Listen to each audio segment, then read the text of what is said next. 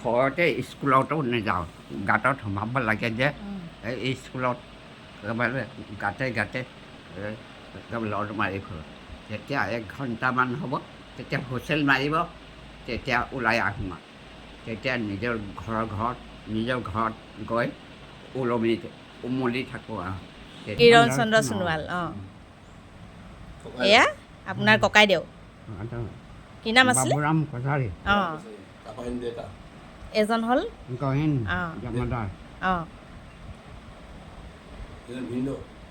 নাম আছিলে হৰেণ চন্দ্ৰ কছাৰী হৰেণ চন্দ্ৰ কছাৰী এইজন আপোনাৰ দেউতা আপোনাৰ বৰমা যুদ্ধৰ মানুহবোৰ ধৰি আনিছে প্লেনত আহিছে ইয়াত শদিয়াত থৈ বেমাৰী হৈ গ'লগৈ আধা ভালখিনি হস্পিটেলত চব গ'ল বেমাৰী হ'ল বৰমা যুদ্ধ আমি তেতিয়া হস্পিটেলত অহা যোৱা কৰি আছোঁ ঘৰত প্ৰথম বৰমা যুদ্ধ হওঁতে বিয়া নাই দিয়া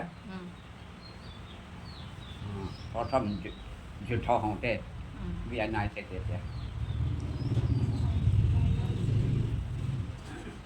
আমাৰ ঘৰৰ পৰা হেৰি বৰমা যুদ্ধ সেই প্লেনত অহা প্লেনবোৰ একেবাৰে আলি আছে আকৌ মাথাউৰিৰ নিচিনা ওখ আছে তাৰপৰা দেখি পাই আমি চাবলৈ গৈছিলোঁ বেমাৰী মানুহবোৰ লৈ আহিছে চিধা মেডিকেল লৈ গ'লোঁ মেডিকেল লৈ সৰু ডাঙৰ চব কিছুমানৰ ঘৰ আছিলে ইয়াত ঘৰটোত আধা থ'লে আধা মেডিকেল গ'ল চব মেডিকেল গ'ল বেমাৰী আপডাল কৰি ভাল কৰি যেতিয়া ভাল হয় ক'ত গ'ল সেইটো নাজানো আপোনাৰ ভয় লাগিছিলে নাই নাই ভয় নাই লগা তেনেকৈ আমি খালি বেমাৰীটো হয় কাৰোবাৰ চকুৰ বেমাৰ কাৰোবাৰ কি বেমাৰ কাৰোবাৰ দুখ পোৱা সেইটোহে বেয়া লাগিছে আৰু ভয়টো নাই লগা বেয়া লাগিছে মানুহখিনি দেখি ইমান বেমাৰ হৈছে আৰু ভালেকেইদিন থাকিলে তেতিয়াই বেমাৰ ভাল হৈছে চকুৰ বেমাৰ হৈছে দুখ পোৱাবোৰ ভাল হৈছে হেৰি মাকো বহুত পেলালে বম ধৰিব লৈছিলে এজনী পলালে এজনী এই চাহ গছৰ হেৰি কলঘৰৰ বোম্বাৰ জুই নজ্বলায় ওপৰত চেংকি সেই তাতে সোমাই মৰি থাকিলে প্লেনখনে সোমাই গ'ল প্লেনখন নাই সোমোৱা প্লেনখন পেলাই দিলে ড্ৰাইভাৰজনী সেইজনীহে মৰিলে চিধা গৈ তাৰ ভিতৰত সোমাই গ'লগৈ তেতিয়া এই কলঘৰৰ মানুহখিনি দেখি পাইছে যে তেতিয়া কৈছে একদম গৈ কেনে সোমাই গ'লগৈ চুই নেচালে নিজৰ প্ৰাণটো দি দিলে আৰু সেই দিলে নহ'লে ধৰা পৰিব যে আপোনালোকে শদিয়াত আছিলে তেতিয়া বিয়া দি শ্বিলঙৰ পৰা চলে সিহঁতে যুদ্ধত কাশ্মীৰত গ'ল মোক কাশ্মীৰত যাওঁতে মোক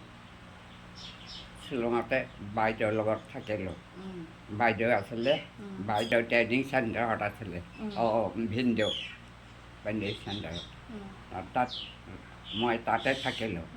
তাত ভয় কৰা নাই তেনেকৈ তাত সিহঁতে যুদ্ধত লাগিছে ধৰক আমি যুদ্ধত কাশ্মীৰত যাওঁতে যাওঁতে তেতিয়া আপোনাৰ দেউতাই কৰিছিলে নে সেইখন যুদ্ধ আপোনাৰ স্বামীয়ে কৰিছিলে নাই তেতিয়া বিয়া দিলে দিলে মানুহজনে সেইখনত গৈছে তেওঁ ভালকৈ ঘূৰি আহিলে নে দুখ পাইছিলে দুখ পালে তেওঁ দুখ পালে আপোনাৰ মানুহজনে দুখ পালেনে নাই নেপালে প্ৰথমতে লাগিলে আঁঠুত দুখ পালে যে কৰি ল'লে তেখেতো যিহেতু এই আইতাৰে পুত্ৰ হয় আৰু যুদ্ধ সন্দৰ্ভত বা আপোনাৰ মা দেউতাৰ যিখিনি অভিজ্ঞতা তেওঁলোকে বৰ্ণনা কৰি গৈছিলে এসময়ত নিশ্চয়, আৰু সেই বৰ্ণনাখিনি তেওঁলোকে কৰা মনত আছে, আৰু আপুনিও যিখিনি অভিজ্ঞতা লাভ কৰিলে সেই বিষয়ে অকণমান কৈ দিলে বেছি ভাল হ'ব। আমাৰ দেউতা যেতিয়া কাশ্মীৰত যুদ্ধ আছিলে তেতিয়া সেই যুদ্ধ কৰি থাকোঁতে ৰাতি যেতিয়া যুদ্ধ কৰিব যায় তেতিয়া কি হ'ল, এইটো পাহাৰ শ্লিপ হৈ গ'ল, পিছলি গৈ কিনে সেই তলত পৰিলেগৈ পাহাৰত। পৰিলে পৰাৰ পাছত মানে তেতিয়া আকৌ সেয়ে আমাৰ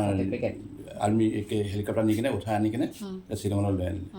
মই হেৰিত আছিলোঁ যে এই কি নাম স্বৰ্ণ মন্দিৰ যেতিয়া সেই উগ্ৰবাদী হেৰি হৈছিলে তেতিয়া স্বৰ্ণ মন্দিৰত এই কি বুলি কয় পাকিস্তানৰ উগ্ৰবাদী হেৰি লৈছিলে। তেতিয়া সেই উগ্ৰবাদীৰ লগত আমি কুমাৰ ৰেজিমেণ্টত আছিলোঁ। কুমাৰ ৰেজিমেণ্টে উগ্ৰবাদী হেৰি কৰিছিলে, খেদিছিলে। তেতিয়া তাত আমি 3 মাহ থাকিলোঁ। এই মেডেলখিনি যিহেতু আপোনালোকৰ দেউতাই পাইছিলে, কেনেকৈ কি যোগ্যতাৰ ভিত্তিত পাইছিলে সেইখিনি অকণমান কৈ দিলে ভাল হ'ব। যেতিয়া সেই ছেকেণ্ড ৱৰ্ল্ড ৱাৰ হৈছিলে এই আমাৰ কোহিমা ডিমাপুৰ, তেতিয়া সেই কি হ'ল, দেউতাৰ লগৰখিনি যুদ্ধ হৈ থাকোঁতে যেতিয়া বম পৰিলে তেতিয়া লগৰখিনি মানে তাতে নাইকিয়া হ'ল। দেউতাই বাচি আহিলে কোনোমতে, এই বাচি আহি কিনে বহুতখিনি হেৰি কৰি যিখিনি বচাই তাৰপাছত লাষ্টত যুদ্ধ কৰি আহি কিনে জিকাৰ হেৰি কৰি কিনে তাৰপিছত তেতিয়া সেই দেউতাই সেই তেখেতে পাইছে। তাৰপিছত বাকীকেইটাও এইটো ছাৰ্ভিচ হ'ল, ছাৰ্ভিচ হয়তো সেইটো ছাৰ্ভিচ হ'ল। এইখিনি হ'ল সেই যুদ্ধ যুদ্ধৰ মেডেল, এইখিনি ছাৰ্ভিচ হৈ গ'ল, ছাৰ্ভিচ ছাৰ্ভিচ মেডেল চাকৰি পোৱা যায় 5টা। আছাম ৰেজিমেণ্টৰ হেড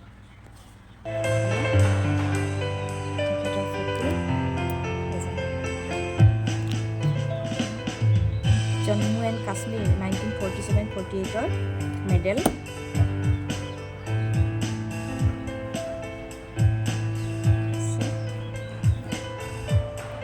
দ্বিতীয় বিশ্বযুদ্ধ